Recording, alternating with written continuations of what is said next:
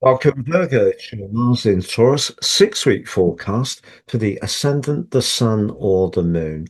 From May the 18th through to June the 28th, Mars, the planet of action and passion, moves through the Earth sign of Taurus. We can talk about that from a general viewpoint, but what would it mean for you specifically? I'm going to share on screen the event when Mars arrives from a purely Virgo viewpoint and all the other planetary influences. I'm also going to share with you two upcoming aspects, one through the last 10 days of May, which can be challenging, but one through the last week of June, which could see you really triumph. By the end of the video, you'll have a clear understanding of what's in store in terms of your energy, work, relationships, or finances. Mars in Taurus can be very single-minded.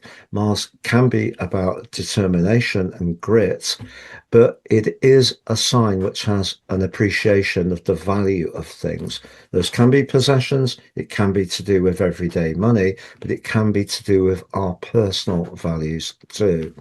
You can see that Mars for you is in your ninth house, which brings a different dimension because Mars in the ninth house can be very adventurous, gives us a desire to be more independent, perhaps even more spontaneous, and that creates a spark of excitement. But it could also give you a desire to break free of something that hasn't been working very well for you. And if you recall, we've just had a super new moon in the sign of Taurus. So Mars moving into the sign is supercharging the energy that's already radiating through the heavens, which is asking you to be mindful of things like travel, higher education, anything around a contractual matter, but most of all, living in a more spontaneous way. Now, Mars here forges immediately an amazing link to Venus. Venus is the rule of the sign of Taurus, so we have a mutual receptivity. And you can see that Venus is in a conjunction with the position of the moon. But you do have right at the top of your chart the restless vibe of Uranus, and close to it is your ruler Mercury. So that 10th house is very much to do with your connection to the world, but it can be to do with your work. And I feel if you're not enjoying something, the fact that Mercury is in a conjunction with Uranus, which may be making you restless, and Mars bringing a sense of urgency, but also thrust around being true to your instincts, of liberating yourself from something you're not enjoying, could show up strongly. But that link with Venus is intriguing because it's just about to move on Tuesday the 19th into the sign of Cancer. Very nurturing, but links back in a perfect sextile to Mars. So even if you are thinking of travel, doing something more dramatic, it could be with a partner. It may be to do with a group of people. Venus in the 11th house, very much to do with groups, but it can also be to do with your long-term hopes.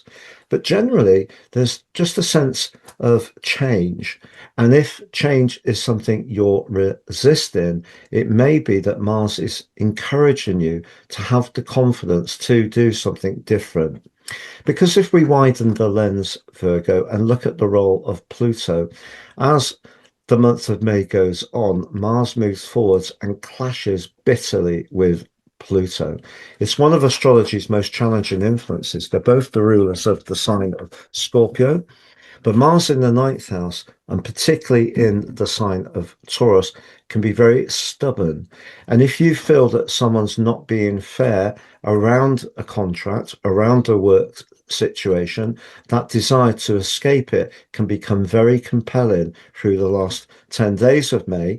But even if you find it a bit challenging to make that change, the tension could be within yourself because the sun is about to move across your 10th house on the 21st of May and joins up itself with Uranus exactly on Friday the 22nd.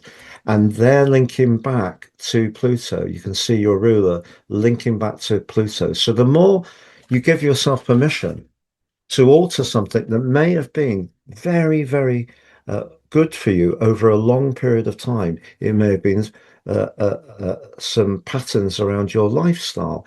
You know, maybe you've had quite a routine that's worked very well, but has it, if you're honest, become rather stale? If you're not really enjoying your work, you're a person who likes to do something that provides a service, not be servile, but gain satisfaction from helping people. If you're not enjoying that any longer, Mars is in a provocative way asking you to have the confidence to use his uh, edge to change things up.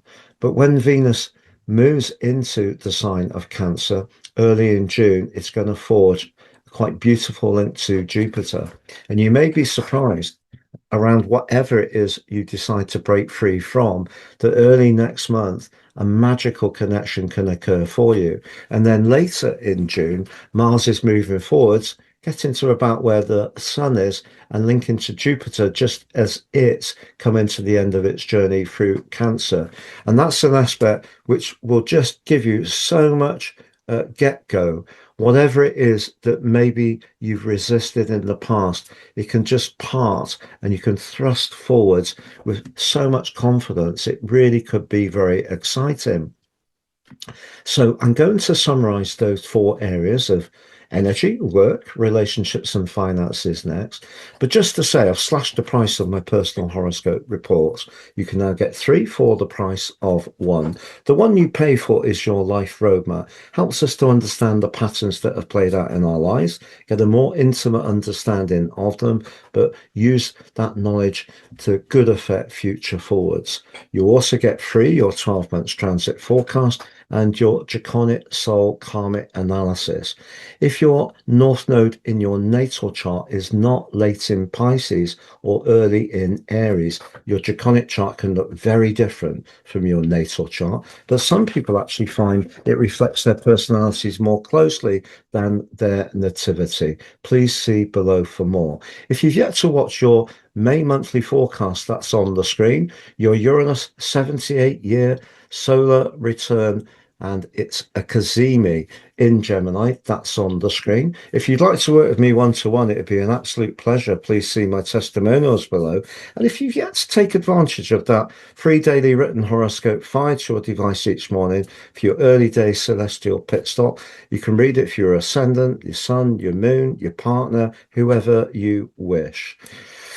So to summarize, you're at a point of the year on the back of that very powerful new moon that's asking you to be in touch in an earthy way with what's not really working for you, of where you need to break free, but it could mean that that means a change.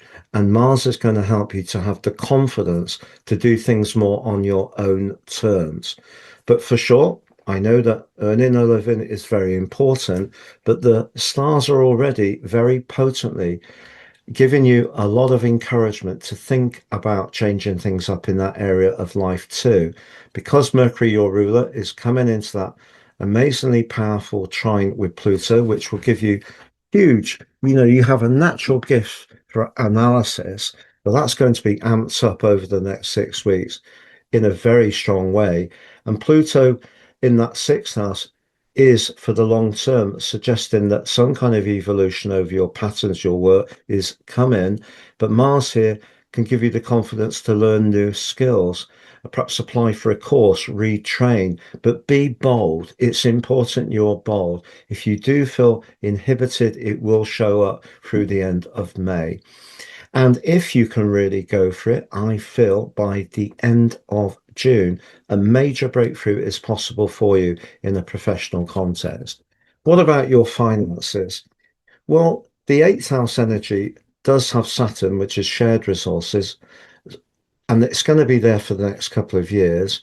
So it is true that if you have to run uh, by a partner what you would like to do to change things, that could be a stumbling block. But do know the two planets of fortune are coming together at the start of June. So it may be that a friend or a friend of a friend could be really helpful in terms of improving your financial situation, because a stroke of fortune can just fall into your lap. As far as your energy is concerned, Pluto's in that sixth house. So it is asking you to look again at what you're eating and drinking. How can you improve the uplift of vitality within you? And as far as your romantic situation is concerned, I feel that you could find yourself much more in the mood for adventure. So if you do head off somewhere, perhaps alone, go somewhere different, travel overseas, there could be some passion in the journey because of Venus forging that fantastic link to Mars. And it may be for a group expedition that you do encounter some really exciting times in that regard. But a friend could become much more important to you as we go into June. Thank you so much for joining me. It's been a real pleasure. Look forward to seeing you again soon, and goodbye.